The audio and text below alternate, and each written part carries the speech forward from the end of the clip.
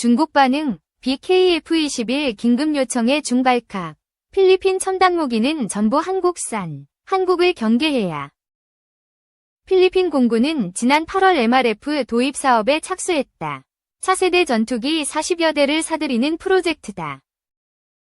이를 위해 4천억 페소, 약 9조 6천억 원을 예산으로 배정했다. 이 가운데 612억 페소, 약 1조 4,200억 원을 들여 초도 물량 10대를 구입할 계획이다. 군사 전문 매체 글로벌 디펜스에 따르면 당초 필리핀 공군은 한국의 KF-21, 미국 로키드 마틴의 F-16, 프랑스 라팔, 유럽 방산업체가 합작해 제작한 유로파이터 타이푼 등을 도입 대상으로 검토했다. 이 중 F-16과 KF-21을 최종 후보로 검토하고 있다. KF-21은 가성비, 가격 대비 성능을 앞세워 유럽 경쟁사들을 제친 것으로 알려졌다. KF-21의 가격은 대당 980억 원으로 추산된다. 대당 1,500억 원 수준인 유로파이터 타이푼, 라팔보다 500억 원가량 저렴하다. 성능 면에선 로키드 마틴의 F-16보다 앞서 있다는 평가를 받는다. 1978년 처음 도입된 F-16은 4,500여 대가 25개국에 판매된 베스트셀러 전투기다. 다만 스텔스 기능과 각종 전자전 장비가 빠진 4세대 전투기로 분류된다. KF-21은 부분 스텔스 기능과 첨단 전자전 장비를 갖춘 4.5세대 기종이다. KF-21은 GE 에어로스페이스의 F414 엔진을 쓴다. 이전 세대 엔진인 F110을 탑재한 F-16보다 월등한 기동력을 갖췄다. 다만 아직 초기 모델이라 공대지 기능을 장착하지 않았다는 것은 약점으로 꼽힌다. KAI는 2028년까지 공대지 전투 능력을 개발해 양산을 시작할 방침이다. 6일부터 윤 대통령의 국빈 방문 예정인 필리핀은 1.5조의 예산으로 다목적기 10대를 획득 예정이었으나 중국의 폐악질에 대응하기 위해 예산 9조 40대로 편성할 계획이다. 지난 9월 필리핀 방산전시회 ADAS2024에 스웨덴은 그리펜 실물 기체를 들고 와 공개하는 등 적극적인 홍보를 펼치고 있다. 예산과 구매 수량이 늘어나자 그동안 미적대던 라팔, 유로파이터, F-16 등이 파격적인 조건을 걸고 다 몰리고 있다.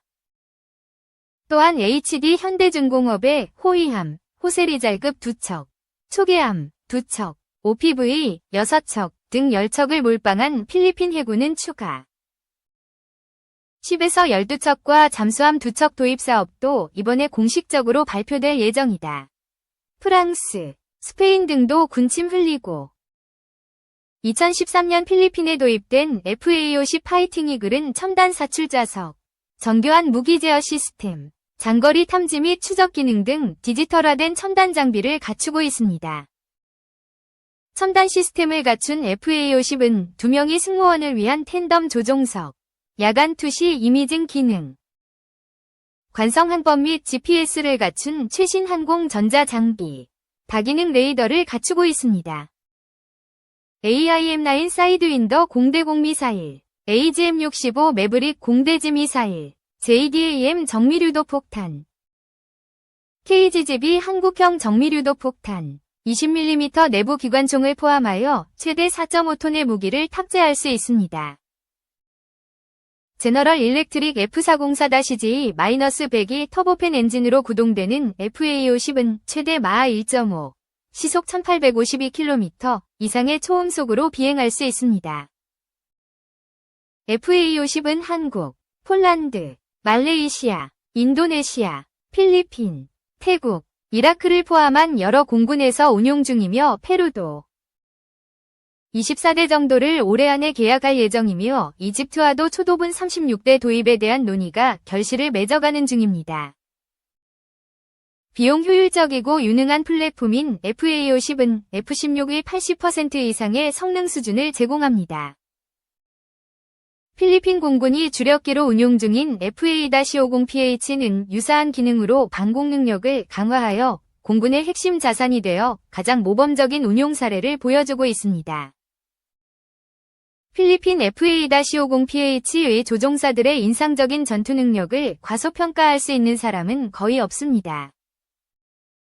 그들은 마라위 공습에서 테러 집단의 표적을 정확히 파악하여 핀셋 공습을 감행했고, 그들의 위력은 세계 최고의 F-22와 스웨덴 그리펜과의 공중전에서도 빛을 발했습니다. 한국항공우주산업 KAI는 FA-50PH-12대의 원활한 유지보수를 지원하기 위해 필리핀 공군과 성과 기반 물류 PBL 계약을 체결할 예정입니다. 한국이 수출한 FA-50, T-50에 대한 최초의 PBL 계약으로 이는 한국과 필리핀의 방위 협력에서 새로운 이정표를 나타냅니다. 최초 계약은 약 2천만 달러 1년 기간으로 예비 부품 공급, 유지 관리, 재고 관리 및 기타 필수 서비스가 포함됩니다. 이 시범 단계는 미래의 장기적인 계약을 확보하기 위한 기반이 될 것입니다. 이 계약은 최근 호주에서 진행된 피치 블랙 훈련에서 FA-50의 높은 가용성을 절감한 필리핀 공군의 요청에 의해 제기되었으며, 이는 KAI가 훈련 중 호주에서 제공한 필리핀 공군 지원 덕분입니다.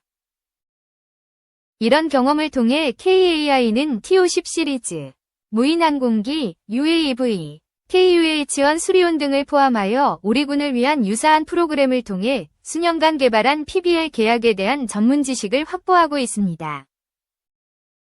마침내 필리핀 공군과의 계약을 통해 FA-50 시스템을 운영하는 여러 국가로 유지관리, 수리 및 정비, MRO, 서비스를 확대할 예정입니다. 신형 다목적 전투기 획득 사업인 MRF, 멀티롤 파이터 제트를 추진하고 있는 필리핀은 7월 하순 KAI 측에 정보 제공 요청서 RFI를 보냈습니다. RFI는 구매자가 입찰에 앞서 구매하고자 하는 물품에 대한 정보를 공급업체에 요청하는 것이죠. 방위 및 안보 협력은 비즈니스를 넘어서 두 나라 간의 깊은 유대감과 가치 공유를 반영합니다. 무기를 다른 국가에 수출하거나 지원함으로써 외교적인 안보와 협상을 강화하고 국제적인 안정을 유지하는 데 중요한 역할을 할 수 있음을 의미합니다. 6.25 전쟁 당시 참전한 필리핀 군대. 소총 한자로 제대로 마련하지 못한 우리에 비해 기갑 장비까지 운영하고 있다. 필리핀은 6.25 전쟁 중에 국내에서 공산 세력의 도전에도 불구하고 7,420명의 병력을 파견하여 112명이 사망하고 299명이 부상당하고 16명이 실종되고 41명이 포로가 된 미국, 영국 다음으로 많은 전투 병력을 파견한 세 번째 국가이자 첫 번째 아시아 국가였습니다. 우리로선 그 은혜를 잊어서는 안 되는 국가입니다. 마르코스 주니어 필리핀 대통령은 라오스에서 열리는 금번 아세안 정상회의에서 남중국해에 벌어지는 중국의 폐악질에 대한 문제를 강하게 제기할 것으로 예상됩니다. 중국과 해양 주권 갈등을 빚고 있는 베트남, 인도네시아, 말레이시아 등도 동참하여 중국에 압력을 가하는 유일한 방법은 집단적 대응입니다. 2. 북한군 참전 이란 드론, 우크라 전 사령관, 제3차 세계대전은 이미 시작됐다. 전임 우크라이나 총사령관이 제3차 세계대전이 이미 시작됐다며 파격 발언을 내놨다. 우크라이나가 더는 러시아군만 상대하는 것이 아니라 북한군과 이란제 무기와도 맞서 싸우고 있다는 주장이다. 21일 현지 시간 발레리 잘루즈니 현 영국 주재 우크라이나 대사는 키이우에서 열린 UP100 시상식 연설에서 2024년에 제3차 세계대전이 시작됐다고 확신해도 좋다며 현재 우크라이나는 더 이상 러시아군만 마주하지 않는다. 북한군이 우크라이나군 앞에 서 있다고 밝혔다. 그는 이란은 수천 대의 샤헤드 공격 드론을 러시아에 보냈고 제작 기술도 지원했다며 이란의 드론이 수치심도 없이 공개적으로 민간인들을 죽이고 있다고 비판했다. 중국과 북한의 무기도 우크라이나를 공격하는 데 사용되고 있다고 덧붙였다. 잘루즈니 대사는 우크라이나 영토 내에서 여전히 러시아를 막을 수 있지만 동맹국들이 이를 이해하고 싶어하지 않는다면서 우크라이나 홀로 이길 수 있을지는 불분명하다며 서방의 지원을 촉구했다.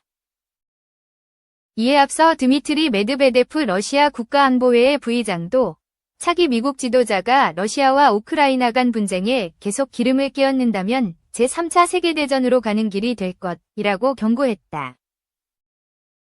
미국이 우크라이나에 러시아 본토 타격을 허용했다는 보도가 나오자 러시아 하원도 제3차 세계대전 시작을 향한 매우 큰 발걸음이라며 반발했다. 2022년 2월 개전 후 러시아의 초기 공세를 막아낸 공로로 국민 영웅으로 불린 잘루즈니 전 총사령관은 젤렌스키 대통령과 갈등을 빚다 지난 2월 경질됐다. 3. 세계가 주목하는 K-방산. 7개국 군인들이 배우는 이유.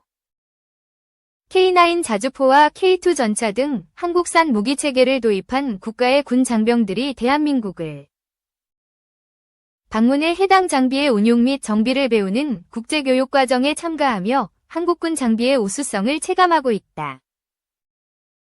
22일 군 당국에 따르면 육군은 대전 자운대와 전남 상무대 등에서 2024년 후반기 육군 국제과정 KAIC를 진행 중이다. 이번 과정은 전반기보다 참가국과 교육생이 늘어나 총 7개국 35명이 참여했으며 K9 자주포의 심화 과정은 물론 K2 전차 운용 및 정비 과정까지 포함됐다. 육군은 해당 과정을 통해 국산 무기 체계와 한국군의 체계적 교육 훈련 시스템을 홍보하고 초급 간부들에게 글로벌 감각과 영어 능력 향상의 기회를 제공한다.